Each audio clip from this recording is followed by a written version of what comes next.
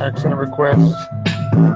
All right, we're trying to get folks to, trying to get my dad in here on this live. This should be a treat. Max, I'm getting you in here, Max. See, you can plan for whatever. That's it. That's it, bro. That's it. Yeah, you can plan for all these types of things, but you just never know. My father's trying to get him in here. Man, talk about send me the link to my email so I can hop on my laptop. I'm like, nah, you can't do that, man. You can't do that, Pop. Yeah. That's just what's up.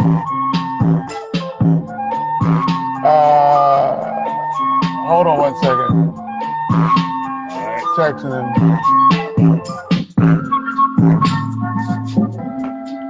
My man said, okay.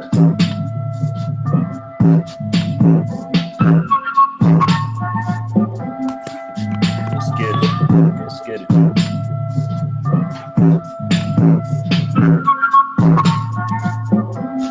I think that's his email. Did I just pause right now? My camera just paused? No, at the beginning you were, but now you're good. Oh, well, okay. All right. I'm gonna get him up in here. Just working to get my the guest, Mr. Eric McCaskill Sr. up in here so we can have a conversation about music. It's gonna be exciting. Listen, folks, man. Yeah. The real Pat Page, appreciate you. We're just trying to get some folks in here. We're trying to get my father actually on IG. My dad's 70 plus, so you know, it is what it is. Dad, where you at?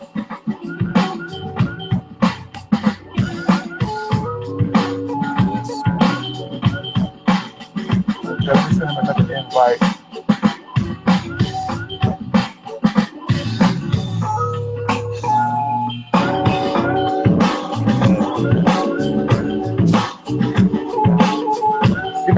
Get that book bar. Yeah, it was actually at page 56. Okay.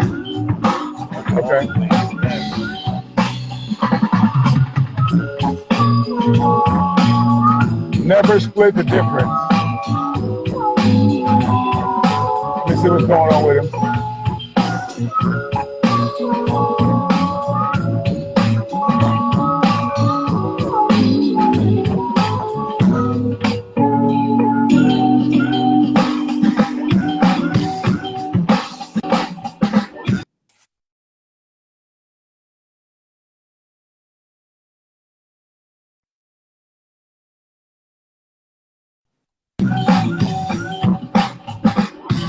Unable to join.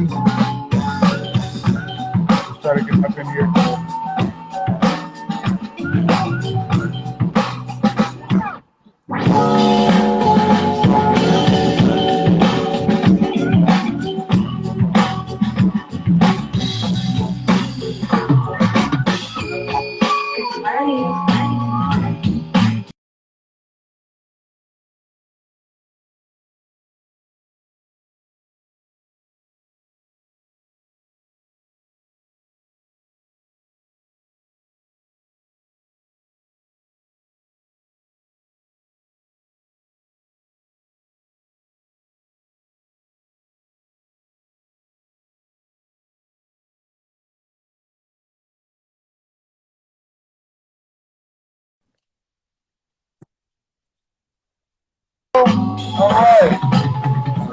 All right, Dad, listen, I'm going to add you and invite you. Let me turn this down real quick. You gotta just click on that invitation. Right? Is that what happened, Max? You get it, I invite you, you click on the invitation. There you go. You follow the prompts. Accept it. Should be coming in pretty soon.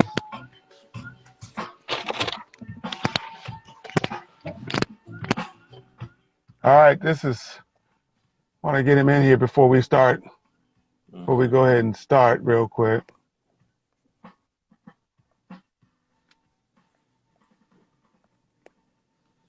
All right, how's it looking? How's it looking, Daddy? How's it looking? Keith, what's up? Just trying to get our guest in the building. Have a little bit of technical difficulties. Trying to get our guest up in the building.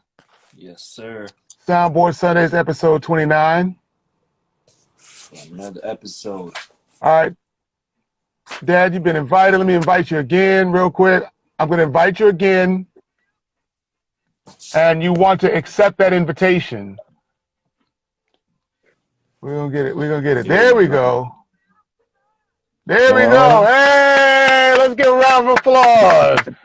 We got this thing going on. All right. All right. All right. All right. Shalom and blessings. Yeah. Blessings. Listen, this is Soundboard Sundays, episode 29. We got started a little bit late, but listen, it's better late than never. Today's guest happens to be my dad, Mr. Eric R. McCaskill.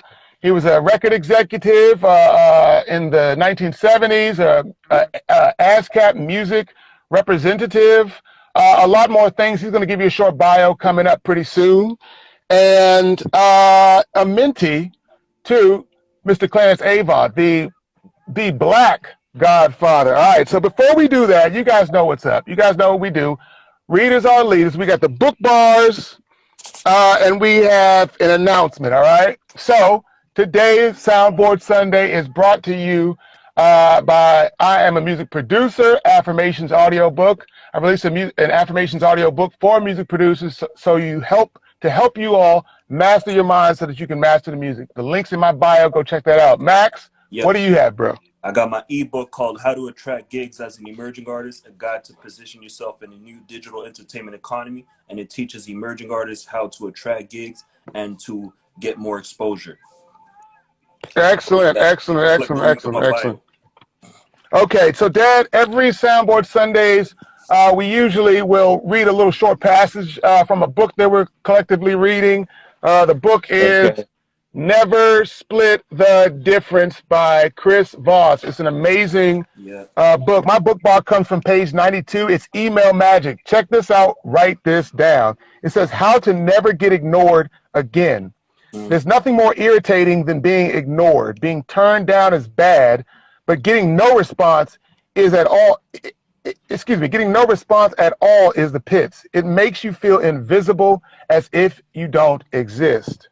And it's a waste of your time. We've all been through it. You send an email to somebody you're trying to do business with, and they completely ignore you. Then you send a polite follow-up email, and they stonewall you again. So what do? You provoke a no with the one-sentence email. You guys ready for the one-sentence email? Listen to this. Have you given up on this project? I'm done. Max, what's your book bar? I love it. My book bar is at page 56, and I would say it's towards the end where he talks about once you label, basically he says, once you've spotted an emotion you want to highlight, the next step is to label it aloud. And then labels can be phrased as statements or questions. The only difference is whether you end the sentence with a downward or upward inflection. But no matter how they end, labels almost and always begin with roughly the same words. Basically, it seems like, it sounds like, and it looks like. And he basically says that it's important for us to, once we use label, to always say it seems like or it sounds like instead of using the word I, because I can have people in their guards up and be defensive. When you say it seems like, it's a lot more objective and you can agree upon certain things. Agreed. So, that's a whole bar right there. Without further ado, because we got to jump right into it because we ran a little bit late getting some stuff started. Dad, how you doing today? Can you hear me? Yes, I can. Okay, all right. I said, how are you doing today, sir? Oh, I'm doing blessed and blessed upon blessed, and thank you for asking. Appreciate you young Nubian kings, if you will. That's amazing. So really quickly, just give us a short bio, a short bio, about yourself and where you came from, your stint in the music industry, and then where you are at this moment. We'll take about 5 minutes doing that. Okay. Well, let's go back to the beginning in Newport Good News, Virginia.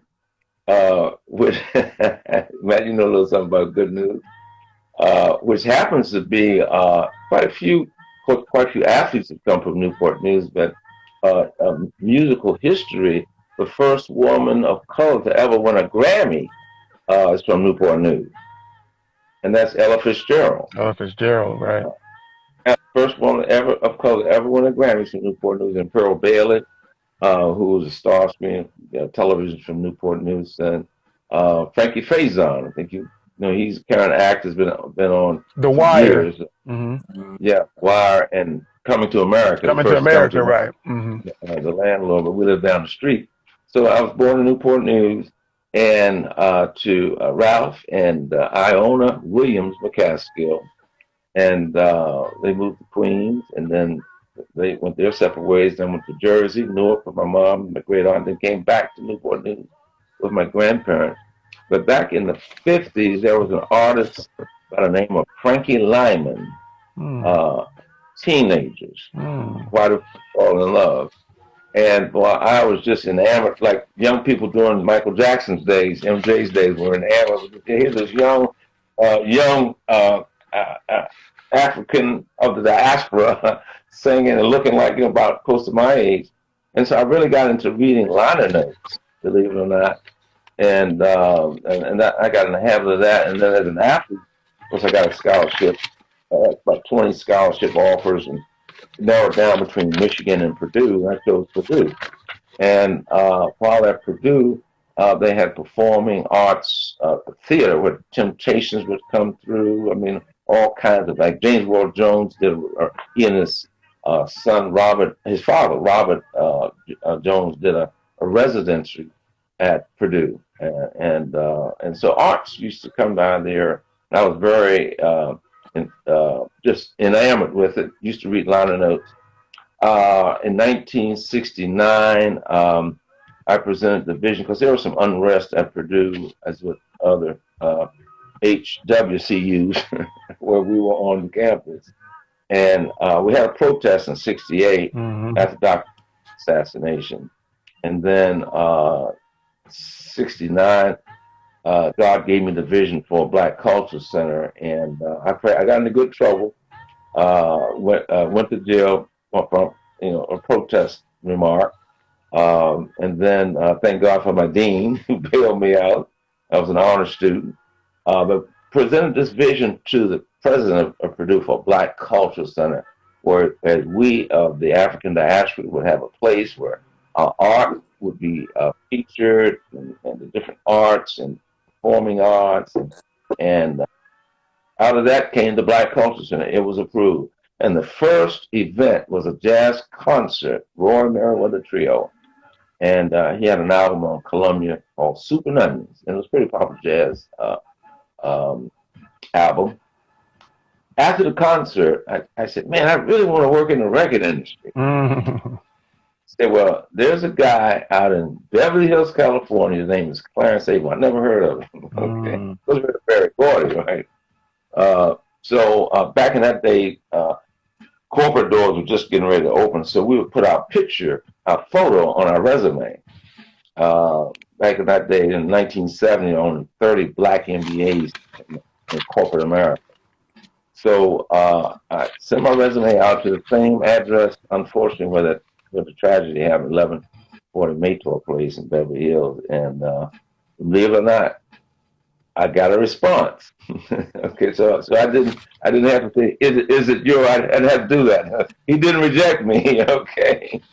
And he said back then that the industry says it cannot find qualified executives of color.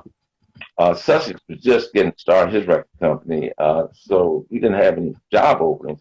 So he wrote to other CEOs, Ahmet Ertegun at Atlantic Records, which Clarence just got the Ahmet Ertegun Award at the Jazz Hall of Fame I'm sorry, the Rock and Roll Hall of Fame. Mhm. All the CEOs, Jerry Moss. I didn't get a job offer, so he told me to stay in touch, get a job. So I got a job with General Mills, the Wheaties company, in Minneapolis, land of Jimmy Jam, Terry Lewis, and Prince, by the way, and Morris Day. Mhm. Before they happened, and I just kept in contact with him. He asked me, did I know anything about music publishing? I said, no, but I will learn. Yeah. So I got this business of music, written by William Krasilowski. In fact, he autographed a copy of his book to Matt's mom and me. Got a chance to meet Bill. And so I read the book. He finally, after a year of communication, flew me out to L.A. Wow. for an interview. After a whole year. After a year, yeah. Oh, in the meantime, Bill Withers was an emerging artist and was his bread and butter, and Bill just won the Grammy for a top male R&B artist, Ain't No Sunshine. And Bill came to Minneapolis and got parents gave me tickets. I met Bill and all that. Went out and man, this man turned me on to L.A., turned me on to Beverly Hills, turned me on to Hollywood. I thought it was Rodeo Drive. Right, rodeo. No, it's Rodeo. Rodeo, brother. Rodeo, you out here like a country brother. That's okay. When in Beverly Hills, you do it in Beverly Hills. Right. So he took me all around, put me up at the Century Plaza Hotel, and we went to this party, Christmas party. I thought it was an ABC network party. Wow. And there were television stars that I was just goo-eyed, linked. Clarence Williams III, the Mod Squad. What's his name? Greg Morris of Mission Impossible. Even met Betty White and her then late husband Alan Lutton. And so Clarence and I were the only non-celebrity Nubians. This is at the Bel Air Hotel Bel Air, by the way. Then he picked me up. Took me back to the hotel, and he said, "I want you to meet me for a breakfast meeting in the restaurant." And you all familiar with Norman Whitfield? Yes, Norman Whitfield. That's all of Yeah, I know Norman Whitfield, but what was his main songs? Norman Whitfield's main songs. Pop was Rolling Stone, Cloud 9. Yep. Let's see, some other things that he did on Temptation. Shack. Oh, I heard it through the grapevine. Heard it through the grapevine. There you go. Yeah, I heard it through the grapevine. And then he went on to start his own with Rolls Royce, Car Wash, and all that. But Clarence was representing Norman for a redo on the Motown deal. And so that was the first music celebrity that I met was Norman Whitfield because of Clarence. And then we went to the office, the Sussex Records office, and showed me around, played some music for me. And then we, I was already hooked, right? I said, man, I'm sorry, Frank.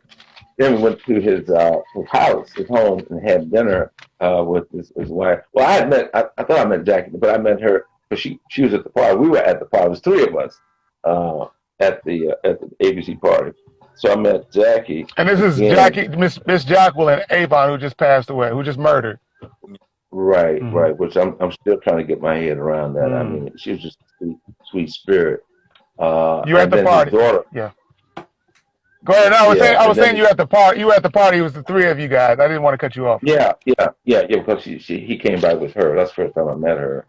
And then we after that Saturday at the office and at Sussex office, then we went to their house for dinner. And that's where I met Lil Nicole, who's now 50. I think she's 55 now, and the husband of Ted Saranto of Netflix, by the way. And so taking me back to the airport, he said, well, I'm going to have to present this to the board for approval, in terms of hiring. So he called me back, and I got the word that the board said, okay. So I packed up my little stuff, and you didn't know Mama Flo, Yeah. and your brother Erky, E-Money. and we left Minneapolis. Yeah, right, cold Minneapolis, and out to L.A. And I later found out the board was his wife Jackie and his daughter Nicole. If they like me, wow. So I'm truly grateful to the late Miss Jackie Avant and daughter Nicole. But after that, it was Sussex blew up, and we had Bill Withers, of course, with the big R's. Chuck Brown and the Soul Searchers. Chuck Brown was out there. Yeah. We the people, and Blow Your Whistle. And the second album, I named it, gave the title "Salt of the Earth," and then he, Sussex unfortunately went down, but we had Bill Withers, Chuck Brown, the Presidents, who became McCaskill, Van McCoy from DC produced them. We had some pop acts. Gallery, which was a gold. It's So Nice to Be With You. Mm-hmm. In fact, that was a gold album in South Africa.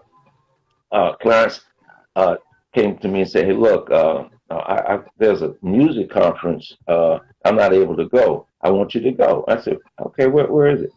Cannes, France. I started Cannes. Wow. It's called Midem, M-I-D-E-M. Yes. Oh yeah. And Bill Withers, so I was representing Sussex. Bill Withers was on called the Palais de Festival, the gala, and the three artists of the Nubian of the diaspora were Isaac Hayes Schaff was big then, Roberta Flack, First Time Ever I Saw Your Face, and then Bill would lean on me by that time. So I was exposed to all kinds of international artists, different genres. Gilberto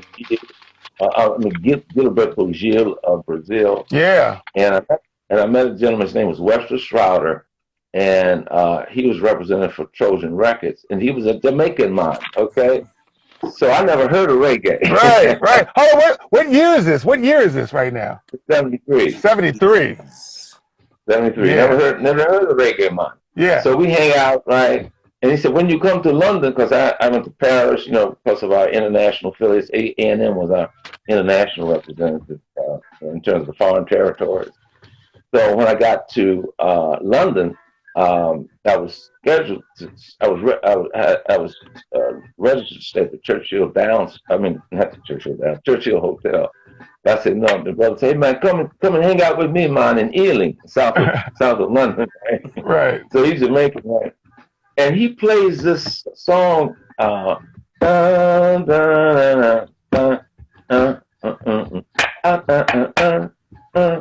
okay.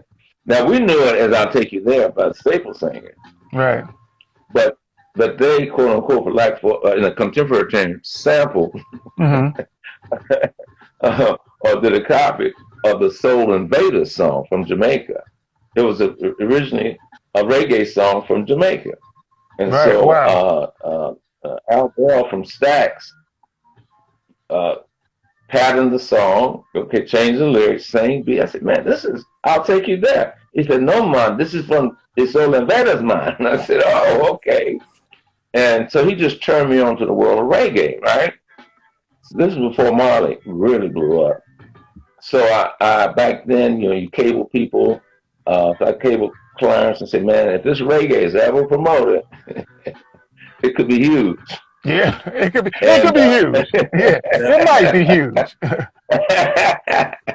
And unfortunately, Sussex, I mean, we went independent, which was a little premature, and Clarence bought a radio station at that time. And if you saw the Black Godfather, he mentions that, but that was a money pit, that radio station. And we went independent, and then Bill Withers, they were in the contract, so the cash flow got really skimpy, okay. Mm-hmm. And but in the meantime, had we continued, I would have definitely got into the reggae market from the Trojan Records was the was a London label, owned by an Indian guy by the name of Lee Gothel, by the way. But Russell Schroeder, who was Jamaican, was his front man, so to speak, in terms of promoting reggae. But Chris Blackwell, you know who Chris Blackwell? Yeah. We just talked about him today. Yeah. His dad had a fortune, Worcestershire sauce, the Cross Blackwell. So Chris was really into reggae. So he was the one that really put the money into Marley, with the Island Records, and the rest is history. But I was in the process, before Sussex went down, I was in the process of starting Confunction. I had gone up to Vallejo, California to meet with those guys, talking Pilot and all them. Brothers Johnson Lewis, before Quincy got a hold of him, I was working with a guy. We partnered. His name was Joe Green. He pulled Out of Space with Billy Preston, instrumental. And we had a thing called GM Green McCaskill Productions, and so we used George and Lewis on the demos. And Bernie White did some things for us, Earth, Wind and Fire, yeah. And we were. You talking about the guy that still got the perm, like the still real long with the perm? Yeah, that's Verdine. Yeah, that's Verdine. Right, go ahead. Verdine. And then we were doing the demo on Taka Boom, Shaka Sister, and all that was happening. Confunction. Oh, Charlie Wilson and the Gap Band. We were on the Gap Band had Sussex Continue, reggae, Gap Band, Brothers Johnson, and Confunction. All we needed, we could have had any one of those, right?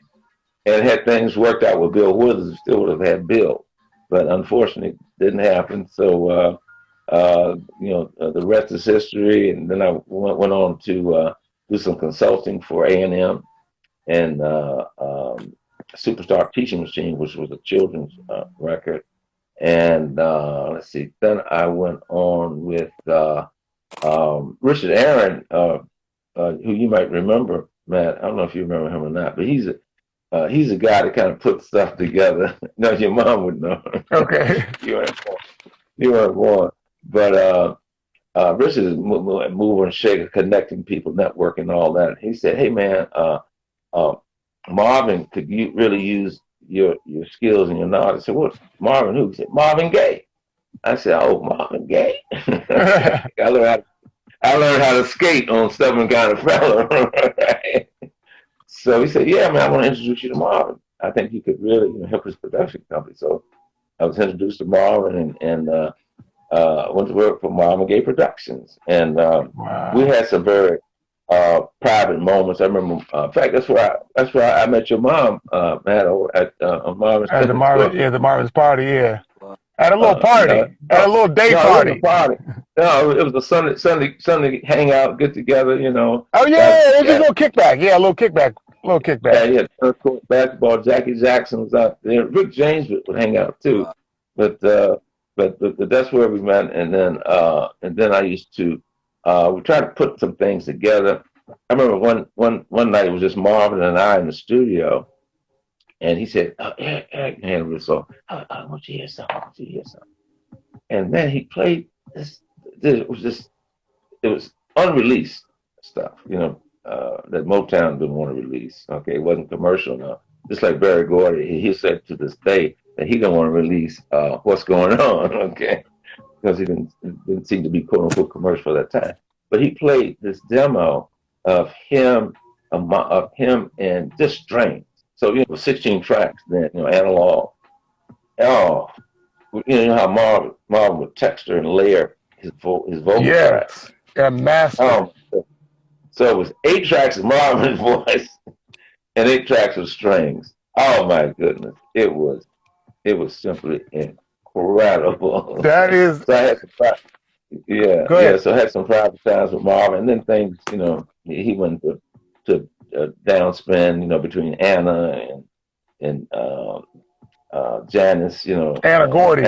Anna Gordy, yeah. Right. Anna Gordy is Barry Gordy's sister. They were married, and they got a divorce. And then he was with Janice. He was with Janice. Did you happen to see that book about there was a book about the summertime like when him and Janice were together. I think Janice kind of came out with a book. It was a little, it kind of just talked about some, I don't know. It kind of gave a little bit, maybe a little bit too much information about Marvin Gaye. But, it was just like he was with Janice and, it really like was it was a good time, but it was also a wild time for, a lot of drug consumption and things like that. Oh yeah. In fact, your brother Eric EJ met Marvin. Wow. One night, because I used to take him all around with me. He would call that, and so one night went to the studio because Marvin had an apartment above the studio on Sunset Boulevard. John McClain owns that studio now, and and Eric, I think Eric is about 8 then. And so Bootsy Collins comes by to see Marvin. Hey, baby, what's going on? Hey, this is my Bootsy. So he meets Bootsy, right, with those glasses. Right. Flashy guy. but my mom had the flu, and so we went up to see him. We're keeping our distance. We were distant admirers rather than distant lovers. Okay. Right. But so Eric, you saw him with glasses. Mom looked like a nerd off stage with his glasses on, and he was a reader, and he was just a down to earth guy, he was just a real down to earth guy. Had some some situations, some family issues with his dad, and when I used to go over to the house, he lived out in Hidden Hills, Calabasas, out there where unfortunately where Kobe and John passed away. Out there called Hidden Hills, California, Calabasas. But he bought his house for his parents on Gramercy Place, which unfortunately where he was killed by his dad. But when I used to go over there, I never did see Reverend Gaye. He would always be upstairs in his room. But Mama Alberta was just a beautiful, something like your grandma and great, grandmothers. Just a beautiful person. But Marvin had some internal conflict going on. Dad was a so-called preacher. His dad wanted to, sing gospel music, and he told me one time, Marvin said he wanted to please his dad. He wanted to please his dad. And his first large sum of money he ever had, he had a suitcase of money, and he presented it to his dad. And his dad refused it. And really, you talk about rejection. He never got that. Never got that approval. He never got that approval. Yeah, you could really see that. I had a question. I got a couple questions for you, but you actually you answered a lot of stuff. I had a little list, but you answered a lot of stuff from the list. So, Max, Max, go ahead. Ask Mr. McCaskill some questions, man. I love that you talked about. First of all, a pleasure meeting you, Mr. McCaskill. I was a bit nervous. And FYI, as of June the 6th, I became Dr. McCaskill. Oh, Dr. McCaskill. All right. It was an honorary doctor, but nevertheless. Right. So my question is, what made you believe in Mr. Avant's leadership when you started working with him? Good question. Well, I didn't know that much about him, but I just knew that if this man could go to the ABC network party and we're the only non-celebrities there, I said, this man knows somebody. Yeah, and then for Norman Whitfield, who Norman's songs, man, I knew about, Whitfield Strong, they were awesome writing team for Motown. And this man is asking Clarence to represent him to negotiate his new deal with Motown with Barry Gordy. I said, this man knows something. So it was more or less his influence and his relationship, that people respected. And I mean, because of him, I got a chance to, meet Quincy Jones, who they're buddies up to this day, he and Q. And in his relationship, I got a chance to go to Universal, Lou Wasserman, who was the CEO of Universal Film and Television, the overall conglomerate, so it was his connections, his relationship, and his influence. I got a question for you.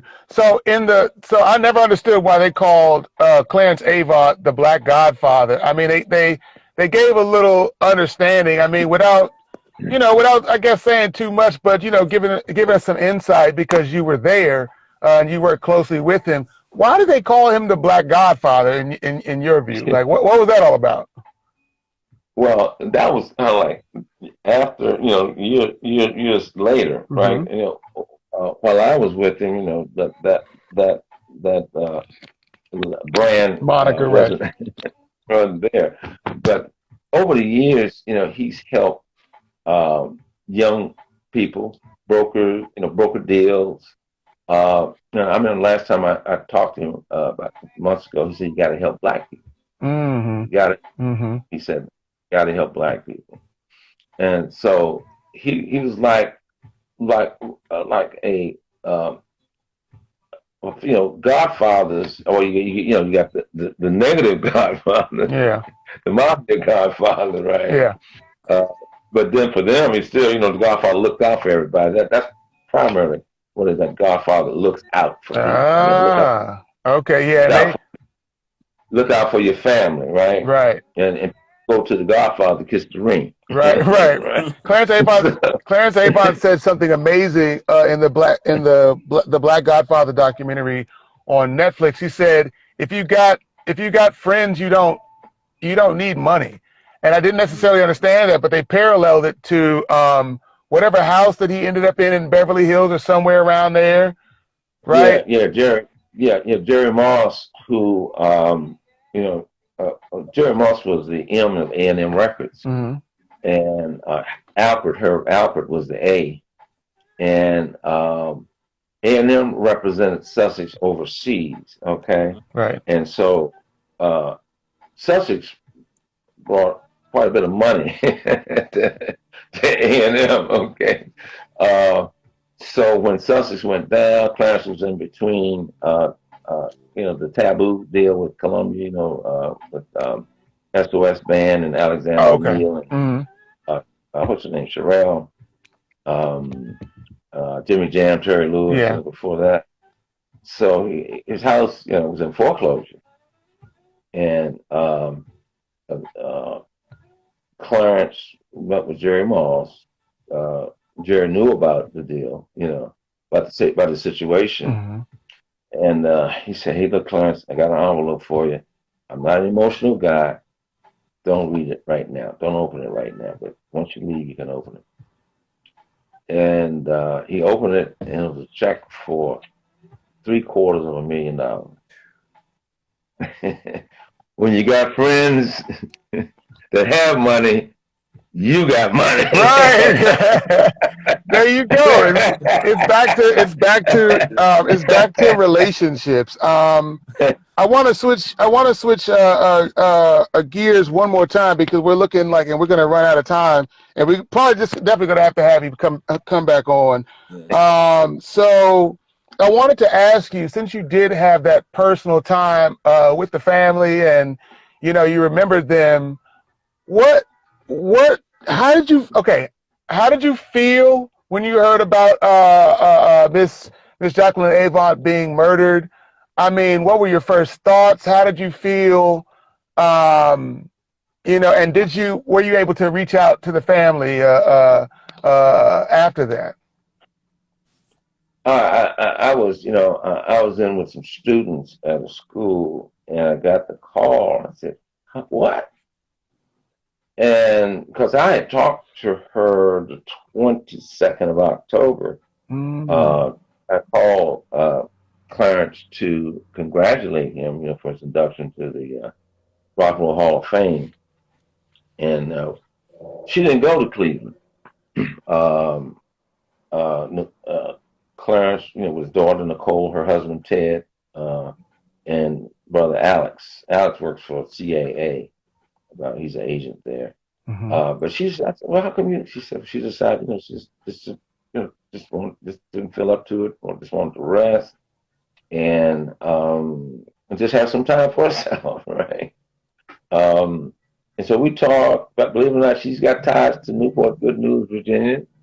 Her first cousin, Faye Gaines, she's a few years older than I, but we went to the same high school as well with Mon Lynn and Jackie Jackson's wife, Jackie. She's another Jackie. Mm-hmm. We all went to the ancient high school in Newport. So we talked about that and her family. She's the Gaines family outside of Tappahannock, home of Chris Brown. Tappahannock, got it, boy from you're right. That's all we remember. Tappahannock, yeah, from Chris Brown's rhymes. Yeah, but she's a little town outside of that. That's where her family, the Gaines family. So we talked about that, and I just honored her for her dignity. And Clarence, is his own person, his own personality, and the MS flow out of his mouth, not for mighty fine either. Right. But she's such a dignified. I just honor her for being actually a gift to Clarence. Right, exactly. Smooth his rough edges, And we talked. We talked for a while, and then she said she was tired. She was go to bed. So that was it. Then I called Thanksgiving just to wish them a happy Thanksgiving, and I didn't get an answer. So a mutual friend of ours, you all might have heard of Jesus Garber. Have you heard of him? Mm-mm. Jesus Garber. He was a promotion. I met Jesus when he was in high school and did a little promotion. I had a group called Master Fleet that I signed to Sussex. They were straight out of Compton, by the way. Wow. But look up Master Fleet and Let Love Fan. You can still I think it's on Amazon. But anyway, Jesus over the years developed a friendship with Clarence and would take him out to breakfast. They would go to the Polo Lounge for breakfast. Every Clarence's birthday is the 25th of February. I'm the 23rd, so we the February brothers. And so he became very close. And he called, and he did talk to Jackie. Clarence was taking a nap. So he talked to her on Thanksgiving, and I had a chance to talk with him. And we're boy, I mean, she was just such a lady of dignity, class, a beautiful, peaceful spirit, and still, I'm still, just trying to get my.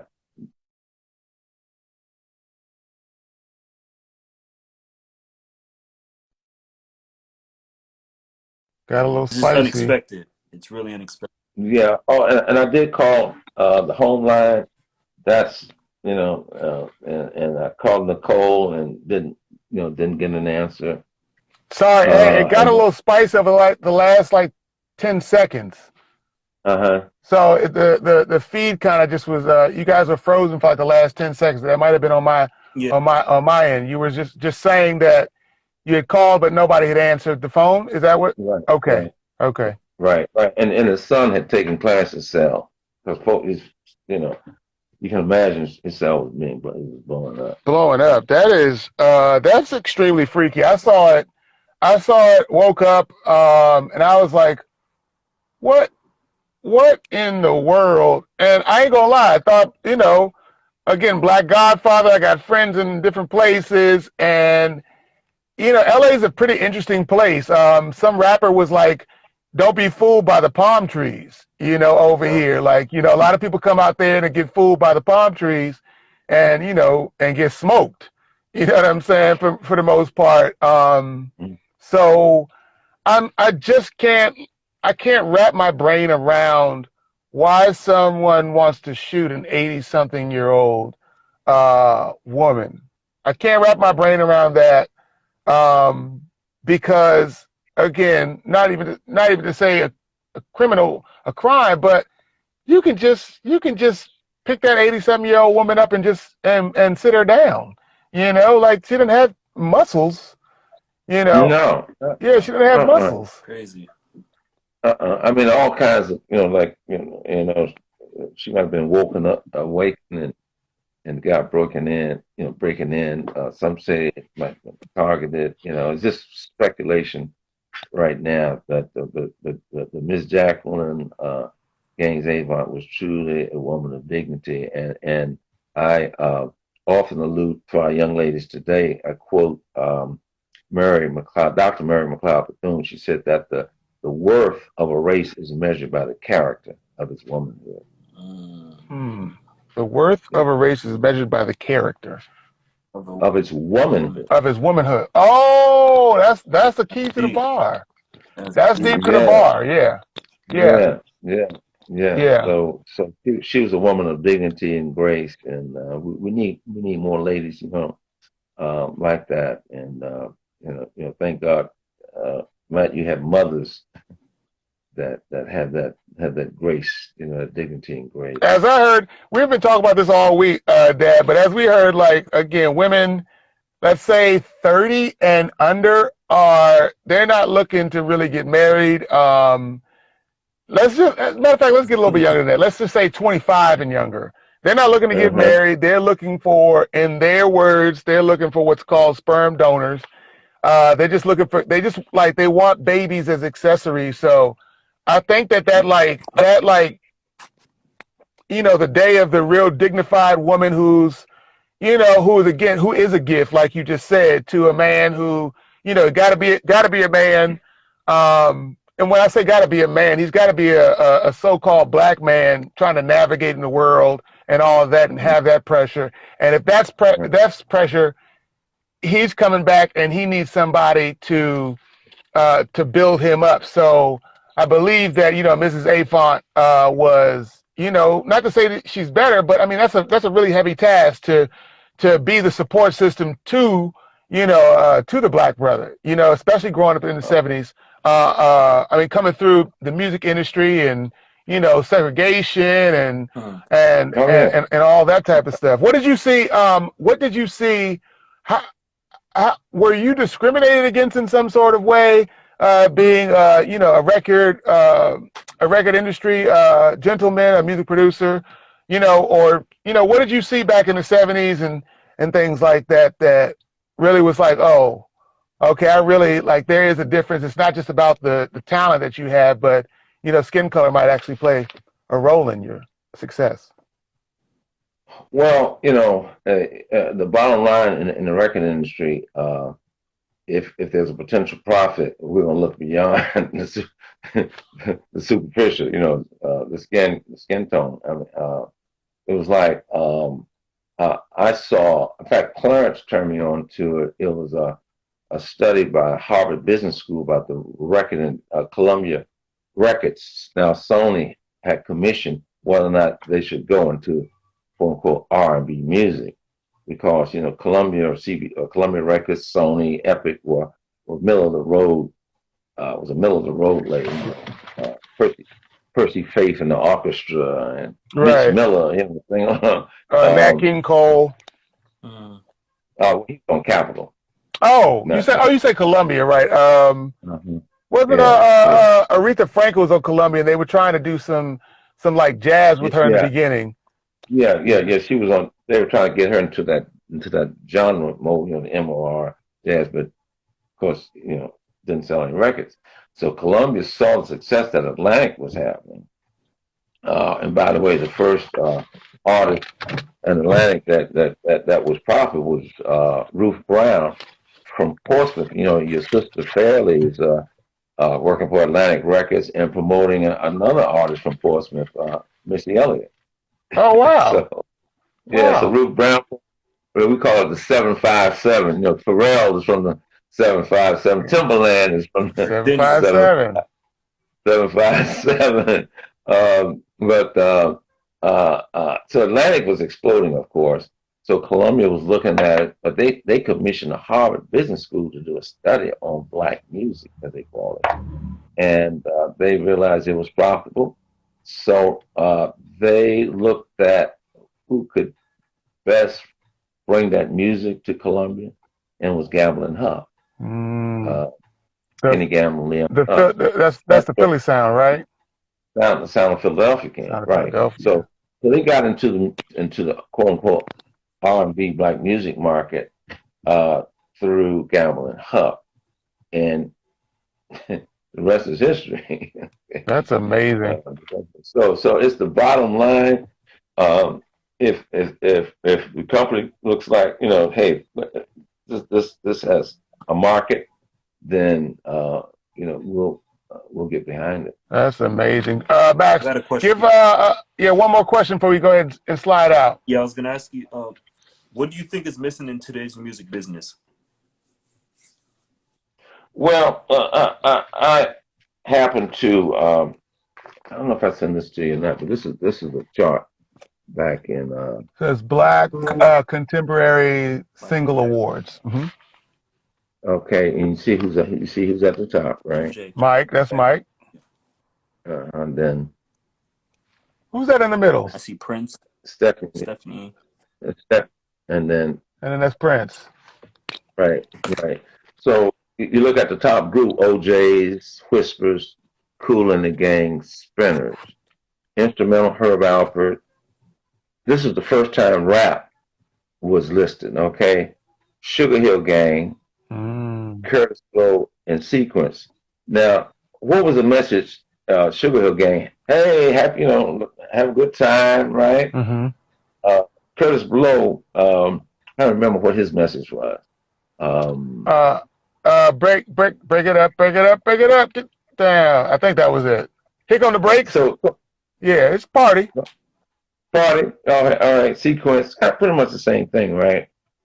When I saw an interview with Crazy Bones, mm-hmm.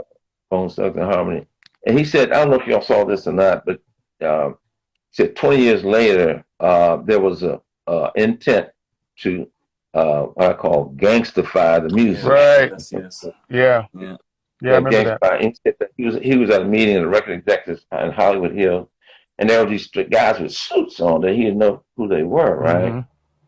Come to find out, they were investors in prisons. They were in prisons. So in order for prisons to be profitable, you got to have product. You got to have product. And you know who the product was, right? Yep. We were. Yeah. So, and we know the power and influence of music. We know it influences thinking, lifestyle, behavior, and all of that, right? So they decided, hey, look, let's do the street element in this music. Let's dehumanize and denigrate our women and bees and and niggas and hoes and all. And so it's where the dignity of our people began to diminish. Mm-hmm. And now women weren't held in high esteem like they once were. And then the mafia knew that crack cocaine, they could step on the crack and distribute it into our community, and we would just go for it like rats, And as a result, we lost the soul and the spirit in our music because all these groups. SOS Band, which was Clarence. He was just coming. Stacy Lasso, who we know personally. Mm-hmm. I think you met Stacy, Matt. Did you meet Stacy? I don't know. I mean, I might have been like a little boy. Okay, yeah. Because y'all was born again Christians by the time I come around, so I miss all this rap stuff like that. Right.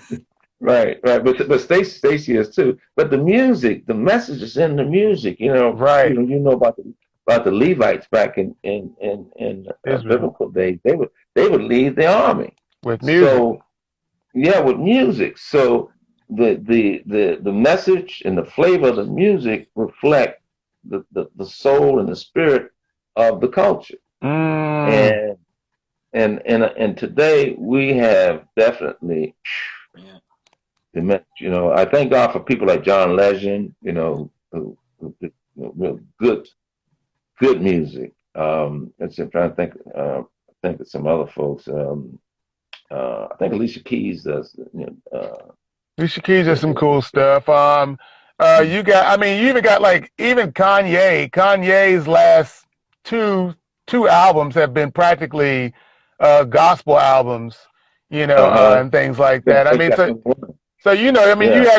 you have people who are, you know, who are kind of, I guess, waking up to some stuff and have been kind of rolled and tossed around in the music industry, and they're like, at the end of the day, you know, I kind of like I have a soul that might leave here, and I might be responsible for this stuff. So some people are doing some stuff, but then the same way though, Dad, like I had a brother who I knew.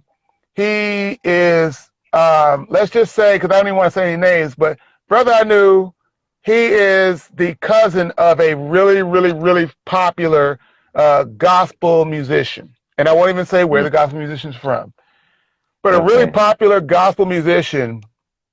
And he was just talking about how the gospel musician, you know, him and his cousin, they were just talking. And I mean, like, you've seen this gospel musician on television, like famous, popular.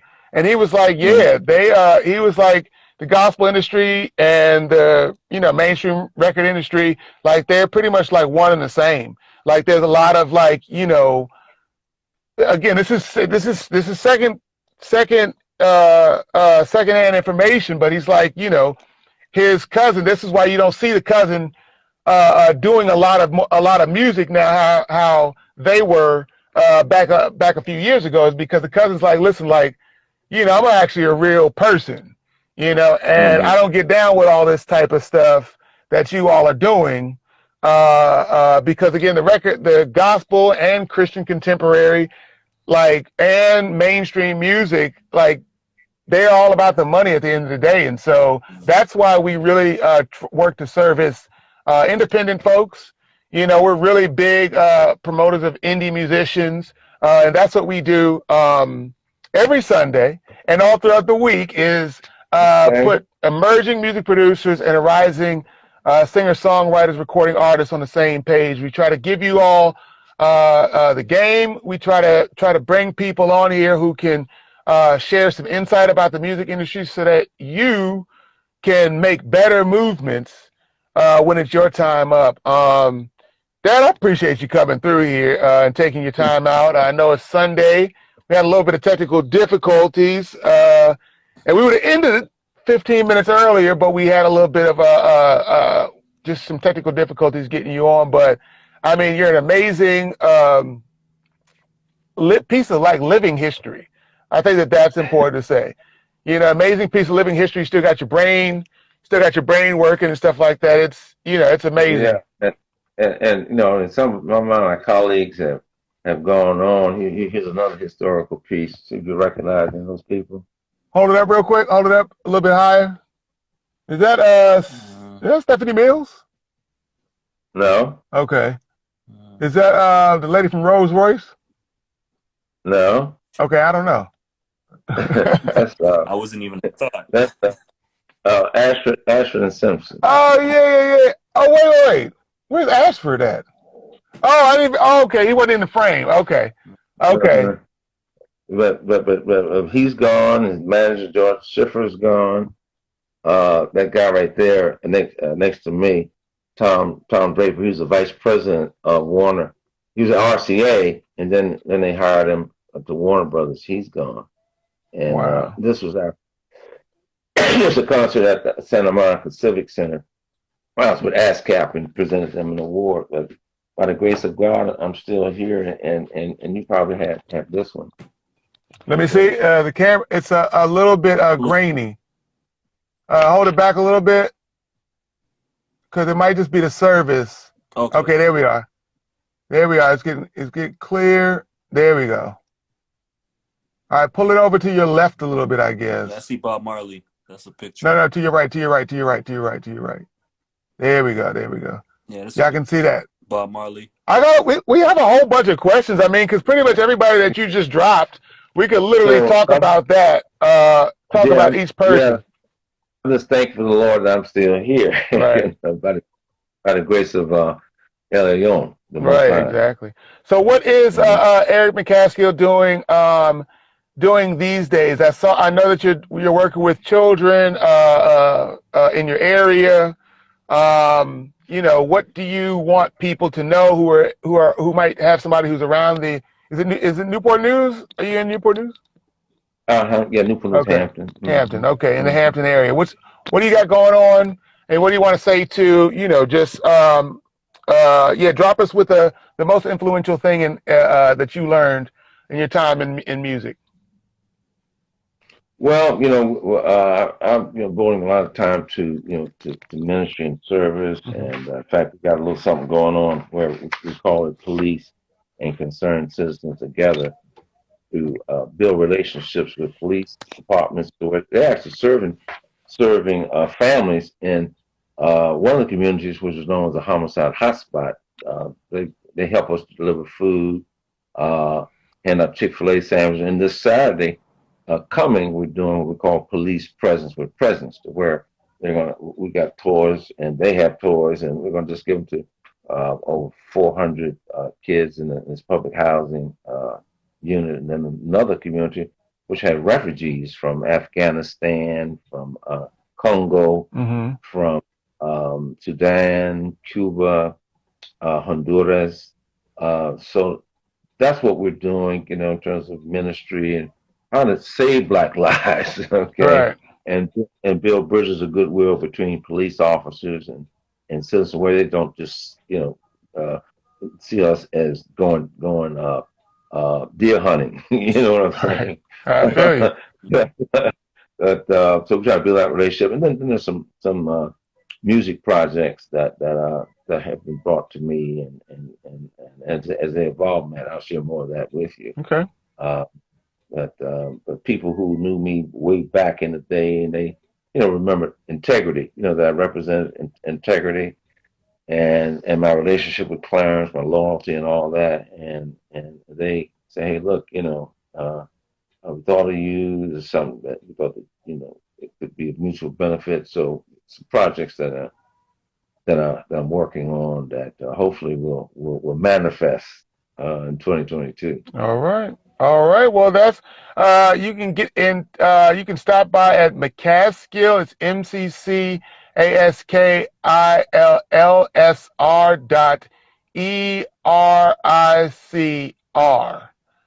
That's Mr. McCaskill's Instagram handle. Stop past there if you're watching this right now. If you're watching on the replay, stop past there and just show him some love. Even ask him some questions if you were kind of, you felt a little nervous and things like that. That's okay. Dad, we wish you health and all sorts of things in your endeavors as you move forward. Max, go ahead and close us out, bro. I was just gonna say, keep being Thank a you. light to all of us, and we appreciate your existence. Oh, well, bless you, young men, for holding up the light and being God's instruments of light and inspiration and uplift to humanity, especially to our diaspora. Right. I don't even say black. I said there's no value in color. The value is in culture. And so I said that, hey, we need to change Black History Month to African Diaspora Month. Yeah, there you go. It's in Yes, I honor culture. you all for representing with excellence. And of course, I'm kind of partial, Matty. being a McCaskill, Yeah. real McCaskill. Well, thank you, gentlemen, and bless you all, and keep doing the good things that you're doing, and God bless you both. And Yeshua HaMashiach's name. All right. Thank you. Oh, before we stop out, guys, if you are, it is what, 20, how many days until the 31st? It's what, This is what, 19 days? 19. Should be 19 days. It's 19 days until January 1st comes, okay? 19 days until the end of this month. Do you have a strategy for next month as a rising musician? Do you have a strategy as a recording artist for next month, for the rest of the year already prepared? All right. You probably need something that is going to get you going, that's going to keep that momentum going for the next year. And you don't need to plan on January the 1st. You need to plan now. I have a book that I've set out for music producers, affirmations, because that's what the people that I talk to, the music producers who I consult, that's the main problem is, it's the mind. It's I'm good at this, but I don't know. you know, like how do I get disciplined? How do I get structured? It really is all in the mind. So I've come up with a product for you all. I Am a Music Producer's Audio Affirmations book. It comes with a PDF of the affirmations list, and it comes with also an instructional guide as to how to best use the affirmations as well as activities so that you can take control of 2022. Max, what you got, bro? Yes, sir. I got my ebook called How to Attract Gigs as an Emerging Artist, a guide to position yourself in a new digital entertainment economy. Now, a lot of emerging artists are my bad. A lot of emerging artists are struggling with stage performance or even attracting gigs. Well, here's what I got for you. I want you to attract more gigs, and I want you to not only be more visible when it comes to showing your art, but to also increase your brand monetization. So if you want to learn more about that, just click the link in my bio and you'll have all the information needed. We out. Peace. Look. Blessings. Shalom. Shalom.